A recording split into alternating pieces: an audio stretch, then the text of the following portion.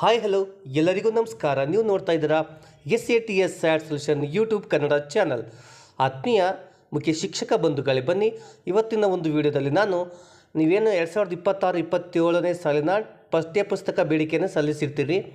ನೀವು ಸಲ್ಲಿಸಿದ ಬೇಡಿಕೆಯನ್ನು ನಿಮ್ಮ CRP ಅವರು ರಿಜೆಕ್ಟ್ ಮಾಡಿರ್ತಾರೆ. ಸೊ ಆ ರಿಜೆಕ್ಟ್ ಮಾಡಿರೋದಕ್ಕೆ ಏನು ಕಾರಣಗಳು, ಸೊ ರಿಜೆಕ್ಟ್ ಮಾಡಿದ ಇಂಡೆಂಟನ್ನು ಇಂಡೆಂಟ್ ಯಾವ ರೀತಿ ಹಾಕೋದು ಅನ್ನೋದನ್ನು ಈ ಒಂದು ವಿಡಿಯೋದಲ್ಲಿ ನಾನು ನಿಮಗೆ ತಿಳಿಸಿಕೊಡ್ತೇನೆ. ಓಕೆ, ವಿಡಿಯೋನ ಕೊನೆಯವರೆಗೂ ನೋಡಿ, ನಿಮಗೆ ಮಾಹಿತಿ ಸಿಗುತ್ತೆ. ಸೊ ನೀವೇನಾದರೂ ಫಸ್ಟ್ ಟೈಮ್ ನಮ್ಮ ಯೂಟ್ಯೂಬ್ ಚಾನಲ್ ನೋಡ್ತಾ ಇದ್ದರೆ ಇದೇ ರೀತಿಯ ಸ್ಯಾಟ್ಸ್ಗೆ ಸಂಬಂಧಪಟ್ಟ ಹೊಸ ಅಪ್ಡೇಟ್ಗೆ ನಮ್ಮ SATS sat solution YouTube Kannada ಚಾನಲ್ಗೆ ಉಚಿತವಾಗಿ ಸಬ್ಸ್ಕ್ರೈಬ್ ಮಾಡಿಕೊಂಡು ಉಚಿತವಾಗಿ ಅಪ್ಡೇಟ್ಗಳನ್ನು ಪಡಿತಾ ಇರಿ. ಸೊ ಹಾಗಾದರೆ ಬನ್ನಿ ವಿಡಿಯೋನ ಶುರು ಮಾಡೋಣ.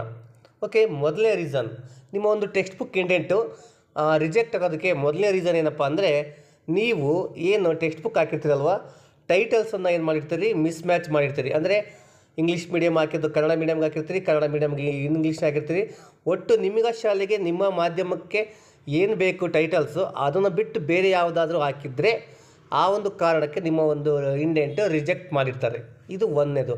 ನೆಕ್ಸ್ಟ್ ಎರಡನೇದು ಏನಂದರೆ, ನೀವು ಹಾಕಿರ್ತಕ್ಕಂಥ ಇಂಡೆಂಟ್ ಏನು ಹಾಕಿರ್ತೀರಿ ಅದು ಇವಾಗ ಗೌರ್ಮೆಂಟ್ ಸರ್ಟಿಫೈಡ್ ಮಕ್ಕಳ ಸಂಖ್ಯೆಗಿನ್ನೂ ಜಾಸ್ತಿ ಹಾಕಿದ್ದೀರಿ ಅಂತ ಆ ಒಂದು ಎರರ್ ಮೆಸೇಜು ನಿಮ್ಮ CRP ಅವರಿಗೆ ಡಿಸ್ಪ್ಲೇ ಆಗುತ್ತೆ. ಅಂಥ ಟೈಮಲ್ಲಿ ಏನು ಮಾಡ್ತಾರೆ, ಅವರು ಅದನ್ನು ರಿಜೆಕ್ಟ್ ಮಾಡಿರ್ತಾರೆ. ಓಕೆನಾ, ಅದನ್ನ ಅಪ್ರೂವ್ ಮಾಡೋದಕ್ಕೆ ಬರೋದಿಲ್ಲ.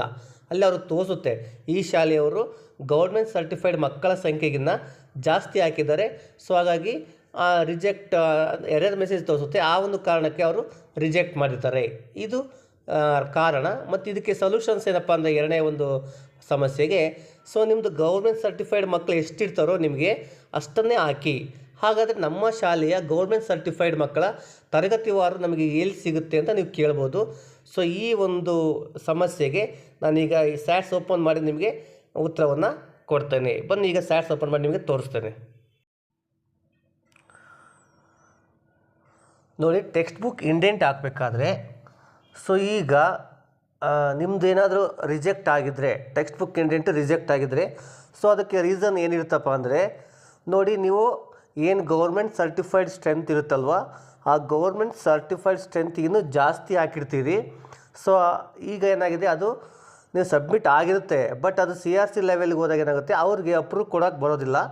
ಅವರು ಅಪ್ರೂವ್ ಕೊಟ್ಟಾಗ ಏನಾಗುತ್ತೆ, ಅದು ಅಲ್ಲಿ ಎರರ್ ಮೆಸೇಜ್ ತೋರಿಸುತ್ತೆ, ಇವರು ಅಗತ್ಯಕ್ಕಿಂತ ಹೆಚ್ಚು ಬೇಡಿಕೆ ಸಲ್ಲಿಸಿದ್ದಾರೆ. As per government certified strength ಏನಿದೆ ಅದಕ್ಕಿಂತ ಜಾಸ್ತಿ ಹಾಕಿದ್ದಾರೆ. ಸೊ ಹಾಗಾಗಿ ಅದನ್ನ ರಿಜೆಕ್ಟ್ ಮಾಡಿಸಿ ಹೊಸದಾಗಿ ನೀವೇನು ಮಾಡಿ, as per government certified strength ಏನಿದೆಯೋ ಸೊ ಅದ್ರ ಪ್ರಕಾರ ನೀವು ಹಾಕಿ ಅಂತ ಅಲ್ಲಿ ಎರರ್ ಮೆಸೇಜ್ ತೋರಿಸುತ್ತೆ. ಸೊ ಯಾರಿಗೆಲ್ಲ ಹಿಂಗೆ ಎರರ್ ಮೆಸೇಜ್ ತೋರಿಸುತ್ತೆ ಅವ್ರಿಗೆ ಈಗೊಂದು ಅವಕಾಶ ಕೊಟ್ಟಿದ್ದಾರೆ. ಸೊ ಈಗ ಅಂಥವರು ಯಾರೆಲ್ಲ ನಿಮ್ಮ CRPಗಳು ನಿಮ್ಮ ಇಂಡೆಂಟನ್ನು ರಿಜೆಕ್ಟ್ ಮಾಡಿದ್ದಾರೆ, ಅವರು ತಮ್ಮ ಒಂದು ಲಾಗಿನಲ್ಲಿ ಈಗ ನಮ್ಮ ಗೌರ್ಮೆಂಟ್ ಅಪ್ರೂವ್ಡ್ ಸ್ಟ್ರೆಂತ್ ಎಷ್ಟಿದೆ ಅದಕ್ಕೆ ಹಾಕಬೇಕಾಗುತ್ತೆ. ಈಗ ನೀವು ಟೆಕ್ಸ್ಟ್ ಬುಕ್ ಮ್ಯಾನೇಜ್ಮೆಂಟ್ಗೆ ಹೋಗಿ text book indent entry open ಮಾಡಿಕೊಂಡ್ರೆ ನಿಮ್ಮ ಒಂದು class wise government approved strength ಎಷ್ಟು ಅಂತ ನಿಮಗಿಲ್ಲಿ ಡಿಸ್ಪ್ಲೇ ಆಗ್ತಾ ಇದೆ. ಇಲ್ಲಿ ನೋಡ್ಬೋದು, ಇಲ್ಲಿ ನೋಡಿ,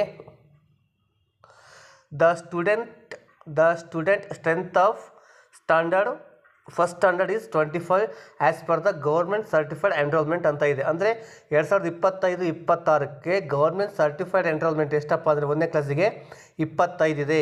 ಬಟ್ ಇಲ್ಲೇನಾಗಿದೆ, ಎಸ್ಟಿಮೇಟೆಡ್ ಕ್ಲಾಸ್ ಸ್ಟ್ರೆಂತು 27 ಇದೆ. ಸೊ ಅವ್ರೇನು ಮಾಡಿದ್ರು, ಈ ಶಾಲೆಯವರು 27 ಹಾಕಿದ್ರು. ಸೊ ಅದು 27 ಹಾಕಿದ್ರು, ಆ ಟೈಮಲ್ಲಿ ತೊಗೊಂಡಿತ್ತು. ಬಟ್ ಈಗ CRP ಅವರು ಅಪ್ರೂವ್ಡ್ ಮಾಡೋ ಟೈಮಲ್ಲಿ ಏನಾಗಿದೆ, ಅದು ರಿಜೆಕ್ಟ್ ಆಗಿದೆ. ಸೊ ಈಗ ಅವ್ರು ಎಷ್ಟಕ್ಕೆ ಹಾಕಬೇಕಂದ್ರೆ, ಇಲ್ಲಿ ಏನು ತೋರಿಸ್ತಾ ಇದೆಯಲ್ವಾ, ಸೊ ಈ ಒಂದು ಸ್ಟ್ರೆಂತಿಗೆ ಅವ್ರೇನು ಮಾಡಬೇಕಾಗುತ್ತೆ, ಅಪ್ಡೇಟನ್ನು ಮಾಡ್ಕೋಬೇಕಾಗುತ್ತೆ. ಒಂದು ವೇಳೆ ಆಗ ಮತ್ತು ಇನ್ನು ಉಳಿದ ಮಕ್ಕಳಿಗೆ ಯಾವ ರೀತಿ ಅಂತ ನೀವು ಕೇಳ್ಬೋದು. ಸೊ ಮಕ್ಕಳು ಬರ್ತಿದ್ದಾರೆ, ಬಟ್ ಇಲ್ಲಿ ಕಡಿಮೆ ಆಗುತ್ತಲ್ಲ ಮಕ್ಕಳ ಸಂಖ್ಯೆ ಅಂತ ನೀವು ಕೇಳ್ಬೋದು. ಸೊ ಅದಕ್ಕೆ ನೆಕ್ಸ್ಟ್ ಅಡಿಷನಲ್ ಇಂಡೆಂಟ್ ಹಾಕೋದಕ್ಕೆ ಅವಕಾಶವನ್ನು ಕೊಡ್ಬೋದು ಅಂತ ನಾನು ನಿಮಗೆ ಮಾಹಿತಿಯನ್ನು ಕೊಡ್ತಾ ಇದ್ದೇನೆ, ಸರಿನಾ. ಸೊ ನಿಮ್ಮ ಪ್ರತಿಯೊಂದು ಕ್ಲಾಸಿಂದು ಈಗ ಫಾರ್ ಎಕ್ಸಾಂಪಲ್ ನಾನೀಗ 3rd ಸ್ಟ್ಯಾಂಡರ್ಡನ್ನು ಹಾಕಿ ಸರ್ಚ್ ಕೊಡ್ತೇನೆ. ಅಲ್ಲಿ ನೋಡ್ಬೋದು, ಅಲ್ಲಿ ಸ್ಟ್ರೆಂತ್ ಅಲ್ಲಿನಾಗುತ್ತೆ, ಆ ಕ್ಲಾಸ್ ವೈಸ್ ಸ್ಟ್ರೆಂತಲ್ಲಿ ಗೌರ್ಮೆಂಟ್ ಸರ್ಟಿಫೈಡ್ ಸ್ಟ್ರೆಂತಲ್ಲಿ ಡಿಸ್ಪ್ಲೇ ಆಗ್ತಾ ಇದೆ. ನೋಡಿ, ಸರ್ವರ್ ತುಂಬಾ ಸ್ಲೋ ಇದೆ. ಸೊ ಹಾಗಾಗಿ ಅದು ಸುಮ್ಮನೆ ತಿರುಗ್ತಾ ಇದೆ. ಸೊ ಸ್ಟಿಲ್ ಈಗ ನೀವೇನು ಮಾಡಬೇಕಪ್ಪ ಅಂದರೆ, ನಿಮ್ಮ ಇಂಡೆಂಟ್ ರಿಜೆಕ್ಟ್ ಆಗಿದ್ದರೆ ಫಸ್ಟು ನೀವು ರಿಜೆಕ್ಟ್ ಯಾಕೆ ಆಗಿದೆ ಅಂತ ನೀವು ನಿಮ್ಮ CRPಯನ್ನು ಕೇಳ್ಕೋಬೇಕಾಗುತ್ತೆ. ಕೆಲವು ಸಾರಿ ನೀವು ಇಂಡೆಂಟು ನೀವೇನಾದರೂ ಶೀರ್ಷಿಕೆಗಳನ್ನು ತಪ್ಪು ಹಾಕಿದರೂ ಕೂಡ ನೀವು ಇಂಡೆಂಟ್ ರಿಜೆಕ್ಟ್ ಆಗೋ ಚಾನ್ಸಸ್ ಇರ್ತದೆ, ಸರಿನಾ? ನೀವು ಶೀರ್ಷಿಕೆಗಳೇನಾದರೂ ತಪ್ಪು ಹಾಕಿದರೆ ಸರಿಯಾದ ಟೈಟಲ್ಸನ್ನು ಸೆಲೆಕ್ಟ್ ಮಾಡಿಕೊಂಡು ನೀವು ಇಂಡೆಂಟನ್ನು ಹಾಕ್ಬೋದು. ಒಂದು ವೇಳೆ ನಿಮಗೇನಾದರೂ ಗೌರ್ಮೆಂಟ್ ಸರ್ಟಿಫೈಡ್ಗಿಂತ ಜಾಸ್ತಿ ಇಂಡೆಂಟ್ ಹಾಕಿದ್ರಿ ಅಂತ ನಿಮ್ಮ CRP ಅವ್ರು ಏನೇನು ಹೇಳಿದ್ರೆ ಅಂಥವ್ರು ಏನು ಮಾಡಬೇಕಪ್ಪ ಅಂದರೆ, ನಾನು ಇಲ್ಲಿ ಹೇಳಿದ್ನಲ್ವ, ಇಲ್ಲಿ ಬ್ಲೂ ಕಲರಲ್ಲಿ ನಿಮಗೆ ಡಿಸ್ಪ್ಲೇ ಆಗುತ್ತೆ, ನೀವು ತರಗತಿ ಓಪನ್ ಮಾಡ್ಕೊಂಡಂಗೆಲ್ಲ ಅಲ್ಲಿ ಎಷ್ಟು ತೋರಿಸುತ್ತೀಯೋ, ಸರಿನಾ? ಇಲ್ಲಿ ಎಷ್ಟು ಇಂಡೆಂಟ್ ನಿಮಗೆ ತೋರಿಸುತ್ತೀಯೋ, ನಂಬರ್ಸ್ ಎನ್ರೋಲ್ಮೆಂಟ್ ತೋರಿಸುತ್ತೋ ಕ್ಲಾಸ್ ವೈಸು, ಅಷ್ಟಕ್ಕೆ ನೀವೇನು ಮಾಡಬೇಕಾಗುತ್ತೆ, ಇಲ್ಲಿ ಏನು ಕ್ವಾಂಟಿಟಿ ಆಫ್ ಬುಕ್ ರಿಕ್ವೈರ್ಡಲ್ಲಿ ನೀವು ಅಪ್ಡೇಟನ್ನು ಮಾಡಬೇಕಾಗುತ್ತೆ, ಸರಿನಾ? ಸೊ ಕೆಲವು ಸಾರಿ ನೀವು ಆಲ್ರೆಡಿ ಹಿಂದೆ ಹಾಕಿರ್ತಕ್ಕಂಥದ್ದು ಮಾಹಿತಿ ಇರುತ್ತೆ, ನೀವು ಎಲ್ಲ ತರಗತಿದು ಕೂಡ ನೀವು ಸರಿ ಚೆಕ್ ಮಾಡ್ಕೊಳ್ಳಿ. ಅಲ್ಲಿರ್ತಕ್ಕಂಥ ಗೌರ್ಮೆಂಟ್ ಸರ್ಟಿಫೈಡ್ ಎನ್ರೋಲ್ಮೆಂಟ್ ಎಷ್ಟಿದೆ, ನೀವು ಹಾಕಿರ್ತಕ್ಕಂಥ ಇಂಡೆಂಟ್ ಎಷ್ಟಿದೆ, ಹೆಚ್ಚು ಕಡಿಮೆ ಇದ್ದರೆ ಮಾತ್ರ ಅಪ್ಡೇಟ್ ಮಾಡಿ. ಸೇಮ್ ಇದ್ದರೆ ನೀವೇನು ಅದನ್ನು ತಿರ್ಗಿ ಏನು ಎಂಟ್ರಿ ಮಾಡೋ ಅವಶ್ಯಕತೆ ಇರೋದಿಲ್ಲ, ಸರಿನಾ? ಸೊ ಇದಿಷ್ಟು ಈಗ ಟೆಕ್ಸ್ಟ್ ಬುಕ್ಕಿಗೆ ಬಂದಂಥ ಈ ಒಂದು ಹೊಸ ಅಪ್ಡೇಟು. ಈ ಮಾಹಿತಿ ನಿಮ್ಗೆ ಇಷ್ಟ ಆಯಿತು ಅಂದ್ಕೊಂತೀನಿ. ಆಗಿದ್ದ ದಯವಿಟ್ಟು ಅತಿ ತುರ್ತಿದೆ ನಿಮ್ಮ ಎಲ್ಲ ಸ್ನೇಹಿತರಿಗೆ ಈ ಒಂದು ವಿಡಿಯೋನ ಶೇರ್ ಮಾಡಿ. ಇದೇ ರೀತಿಯ ಮಾಹಿತಿಗೆ ನಮ್ಮ ಸ್ಯಾಟ್ ಸೊಲ್ಯೂಷನ್ ಯೂಟ್ಯೂಬ್ ಕನ್ನಡ ಚಾನಲ್ಗೆ ಸಬ್ಸ್ಕ್ರೈಬ್ ಆಗೋದನ್ನು ಮರಿಬೇಡಿ. Okay, thanks for watching. ಧನ್ಯವಾದಗಳು.